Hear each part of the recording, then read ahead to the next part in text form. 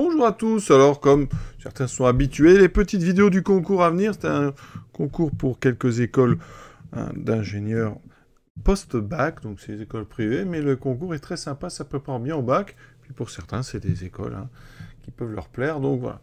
Il y a aussi ce fameux concours GEPI, là c'est GEPI Polytech, c'est des écoles d'ingénieurs en lien avec les facs en France, donc là c'est aussi des écoles publiques, donc concours à venir, concours GEPI, si vous êtes en terminale, renseignez-vous sur ces choses-là. Ça permet d'aller dans des écoles d'ingénieurs sans forcément passer par des classes prépa qui peuvent un petit peu faire peur. Donc ici, la question 2, UN, c'est donc 2 moins n carré sur n plus 1, n plus 2. On parle juste de la limite. Donc là, on est dans le chapitre plutôt des limites. On est plutôt à calculer. Donc une limite en plus infini, dans le chapitre des suites. Donc comment calculer la limite ici d'une expression avec en haut du 2 moins n carré et en bas un produit n plus 1, n plus 2. Alors en haut pour l'instant je n'y touche pas. On a en fait quand n est très grand c'est le moins n carré qui va dominer tout ça. En bas je développe.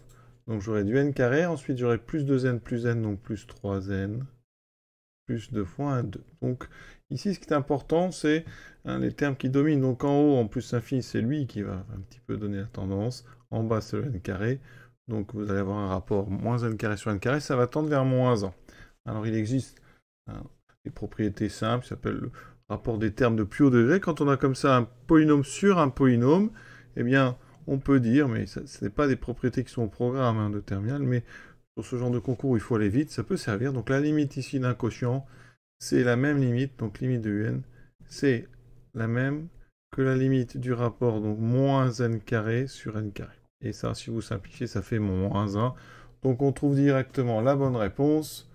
Alors la bonne réponse, c'est ici donc la réponse B. Alors, comment on démontre ça quand on est en terminale?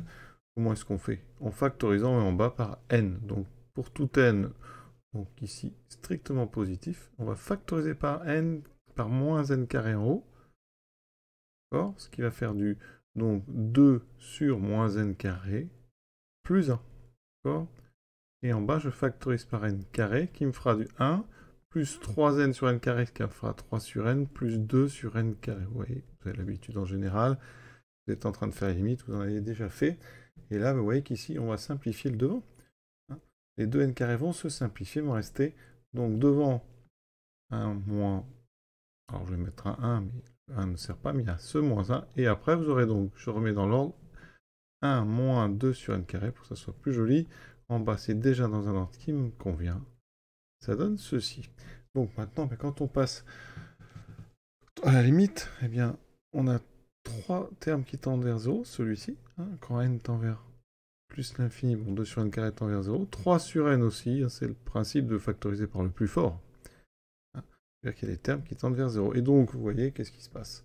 Eh bien, en haut, ça tend vers 1. En bas, ça tend vers 1. Donc le quotient tend vers 1 sur 1. Vous avez un produit avec ce moins 1 qui est là, donc la limite de un. Quand n tend vers plus l'infini, c'est moins 1. Alors j'ai rédigé, bien sûr, quand on est sur ce concours, il faut en fait factoriser intuitivement de tête, sachant que si vous factorisez par le terme dominant, eh bien votre parenthèse, les deux parenthèses qui vont apparaître, ici, elles tendront forcément vers 1 si vous avez factorisé par le dominant. C'est pour ça qu'après, on factorise même plus, on regarde en fait les dominants, et ça marche. Je le répète, il faut on appelle des fonctions rationnelles, donc des polynômes sur des polynômes, et ça marche en plus l'infini. D'accord? Ça marche aussi en moins l'infini quand on est sur les fonctions. Voilà donc pour cette petite question 2, intéressante. On continue bien sûr avec les questions suivantes très bientôt.